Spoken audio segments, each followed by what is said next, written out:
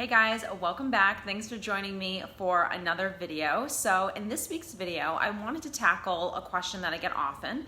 I often get questions pertaining to narcissists in the workplace. So a lot of videos that I do on narcissism, the ones that I do where we can't go no contact with someone, we either are co-parenting with them or they're a family member or we work with them, a lot of the tips, they intertwine with each other. So what you could really do in one situation, you can do in another. So one of the first things that I always say is you can't take their behavior personally. The reason why I make these videos is not so we can label people, but it's that we can have a general understanding of just toxic, unhealthy behaviors.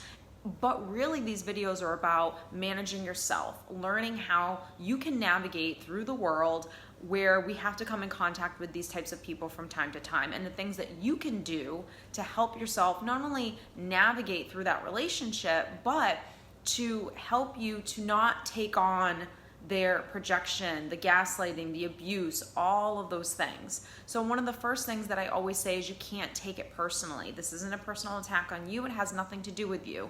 So it might seem that way because a lot of the abuse might be towards you, but it has nothing to do with you. And I think for me, that was the biggest aha moment that I had, was when I realized that what this person was doing, it wasn't a personal attack at me. It had nothing to do with me and my character and who I am, because no one can determine who you are or how you view yourself or how you value yourself other than yourself. So even though we can't go no contact with this person, one of the things that I always suggest for people to do is limit your contact. So limit the verbal interaction as much as you can. So everything is done over email as much as you possibly can. And that is a great tool to have because we want to document. We want to document everything that people are saying and just the interaction in terms of who's doing what in the workload. So this just protects you going forward. If you have a real big issue with this person at work, this protects you. And this also allows you to not get emotionally charged by someone. So if you're not at the place where you don't take things personally, if you're not at that place where you've created that bubble, if you're not at that place where this person can't get a rise out of you and that their behavior, and that you know how to stand up for yourself in a healthy way, in a professional way, in a mature adult way, then this is your best ticket, because this will allow you to basically become black and white with this person. So you're only, answering questions that pertain to the job and the work. You're not taking anything that they're saying personally. You're able to kind of dissect and say, okay, what are the questions that I really need to answer? You're allowed to get emotionally charged maybe and vent with anyone that'll listen to you, and then take a step back and answer the email professionally. Begin to create those boundaries over email. This also allows you to take credit for what you're doing. So when you're only communicating over email or as much as you possibly can, then this will help you to be able to justify what you did at work versus what someone else did, or how someone else was treating you, or what they were saying to you, how was the tone of the email, things of that sort. Now, if you're in the office and you're walking around and this person that's difficult, say they come up to you and they say, and they want to talk about this project, or they want to talk about something specific with you, you can always say, hey, can you just email me about it, because I'm really, really busy right now. And if that doesn't work, and maybe this person's starting to notice a pattern, I would just speak very briefly with them. What I mean by that is, again, we're talking just business. We're not getting emotionally charged. We're not talking about our personal life. We're just sticking to the facts, and then we're leaving the meeting or the interaction with this person. And remember, every interaction you have with anyone that is narcissistic or toxic or unhealthy, this is your opportunity to practice you loving yourself. This is your opportunity to practice you starting to set boundaries and teaching people how you want to be treated. And really, this environment is no different than any other environment. So if this was a mother, if this was an ex-spouse that you're co-parenting with, a family member, an uncle, a sister, it doesn't really matter, because every narcissist, you want to come to that place where you are very professional with them, that there's no real emotion involved. It's just business. There's no emotion. We're not friends. We're not talking about our lives with each other. We're getting right down to the point. If they interrupt you in a meeting, for example, this is your opportunity, maybe after the meeting or during it, if you feel confident enough to do it, where you don't have any emotion and you can say it very self-lovingly, which is there's no passive aggressive tone, there's no anger, there's no negativity. It's just basically stating that, please, going forward, can you please not interrupt me when I'm in the middle of my sentence? I find it very disrespectful. And if you can say that in a very self-loving way where there's no anger or no emotion involved, people don't really sometimes know how to handle it. And even if they can't do it, as long as you are continuously standing up for yourself and maybe even pulling that person aside after the meeting and having that conversation, as long as you're not getting emotionally charged, and as long as you're not, with what you're saying, expecting someone to change, and that you're just doing this to stand up for yourself, you're golden. You're absolutely golden, because no matter what you say, no matter how many boundaries you set or how much you stick up for yourself, you can't control what this person does. And just because you're standing up for yourself in a loving way doesn't mean that they're going to listen and say, you know what, you're absolutely right, I shouldn't interrupt her or I shouldn't interrupt him. They're probably still going to do it. But by you doing these things, it shows that you have self-respect, that you love yourself, and that you're professional, and that you know how to have confrontation, not negative confrontation, but you know how to confront someone that is doing something that's either inappropriate or not okay. It's when you don't know how to stand up for yourself that you allow people to constantly walk all over you. And then you're suppressing those feelings of feeling frustrated and angry because someone did that to you. When you can stand up for yourself in a healthy way, you first off, let go, like I said, of any expectation of someone changing, which that's really freeing. And that is really helpful in any relationship, not even just one with a narcissist. It also helps you to learn how to manage your emotions. And this is such a huge thing to do for yourself. It is so self-loving to learn how to not only manage your emotions, but basically not allow anyone to have a control over your state. So no one has a control over how you feel except for you. I don't care if someone cuts you off in the street. I don't care if someone's rude to you in the store. I don't care if someone interrupts you in a meeting, or whatever the situation is. You get to determine how you feel in every single moment. And no one has that ability to take away your joy and your happiness. So you can say all day long, well, she wronged me, or he did this, and all of those things. And yes, those things are valid. They actually did those things, and they were wrong. And it wasn't okay that someone flipped you off, or it wasn't okay that, someone was being passive aggressive.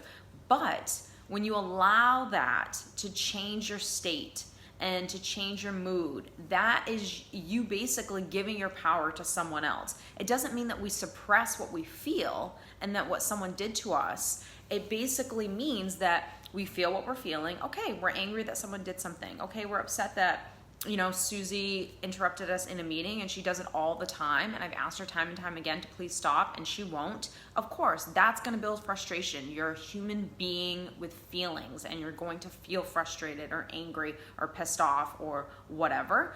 But at some point, you have to make a decision that, do I want to stay in that space? And by you staying in that space, it's allowing that person to have control over you. And for me, that was kind of a game changer. I no longer allowed anyone to have an effect on my mood. That was me taking control of my life, taking responsibility for my happiness. Now, one of the biggest things that I get from not just people that have to deal with a narcissist in the workplace or someone that's difficult, but anyone that has to deal with a narcissist. So if it's a mother, if it's a sister, if it's a coworker, someone that you're co-parenting with, whatever, someone that you can't avoid, they always say, well, I stood up for myself and then I got backlash, or I stood up for myself and this person got even angry, and now they're giving me so much more work than they did before, and they're hurting me now more than they ever did before. There's a few things, and again, every situation is different, so now I'm going to pertain just to the workplace. It gets to a certain point where you have to determine, is this job worth having? So if your boss is someone who's narcissistic, and you can't really go no contact or limited contact with this person because you have to work with them very, very closely, you have to determine, is this job worth having? So, and that's probably not the advice that maybe you guys want to hear. But again, there are certain situations where these people are completely unavoidable. Co-parenting, that's completely unavoidable, especially depending on the age of the child. To be honest, even a family member, I don't think that that's a non-negotiable. Non-negotiable. You don't have to talk to your mother. You don't have to talk to your father. You can have no relationship with this person. Even if you have to see them from time to time in a family function, you can be cordial with someone but not have a relationship with someone. A work environment, you don't have to have that job. Yeah, it's a great paying job. Yeah, you've been there for years. Yeah, you put in a lot of time and effort into this career that you're building within this company. But no one says that you're stuck where you are.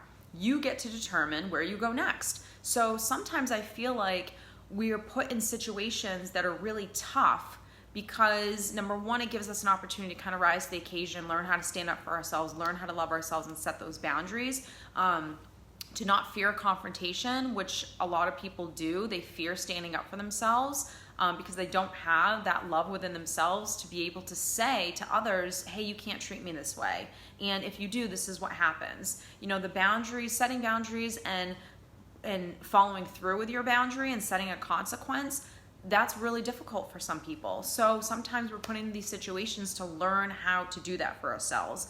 And the other time we're put in these situations, personally, I feel like, is because we should no longer be in this job. This is your opportunity. You know, you're being pushed and pushed to basically leave and to rise up and to get a better job and to be in a better environment. We spend so much time at our jobs doing these things, sometimes even more than we even spend with our own families and loved ones, that you should be happy when you're at work. You should love what you do. You know, just like you know, your home environment, that should be a loving environment. There's no other place in the world like your home, and you should feel the most at peace, the most comfortable, the most loving within your home. And personally, in my opinion, I feel like you should feel the same way at your job, because it's what you do every single day, all day long. And if you don't love what you do, and if you don't love where you're working, that affects a good part of your life. So if you're working for someone who's extremely difficult, that plays this game, that's narcissistic, that, you know, takes credit for the work that you do, that maybe doesn't appreciate and value you as an employee, you are, just like in any relationship, even a romantic one, you're choosing to stay in that environment. So if you want a great job, a great environment, you want to work with, you know, great people that light you up inside and you guys motivate each other and you just love going to work every single day, you determine that. You determine if you're in that environment. You determine if you have that job. No one else has that control over you. So I hope that this has helped you guys, you know, not only understand. I didn't want to make this video and give you all of these, you know, these are the signs of someone who's narcissistic in the workplace. And we all know who a narcissist is. And even if you don't, just someone who's just toxic and unhealthy and someone that you don't want to work with, someone that's extremely, extremely difficult. You know who that person is all day long. You guys message me with all of these traits of this person, so you know that this person is toxic, unhealthy, maybe even narcissistic. What I wanted to do in this video was to give you some insight on how to manage yourself in these environments, and I hope that I did in this video. If you guys like this video, please give it a thumbs up, share it with anyone that you think might benefit from this information. Thank you guys so much for all of your love and support. If you are interested in private coaching information, I will link that down below. Don't forget to follow me on social media, and don't forget to subscribe and hit on that notification bell. The notification bell basically alerts you guys when I do upload a new video, so you will be in the loop every week when I upload my latest video. I'll see you next week.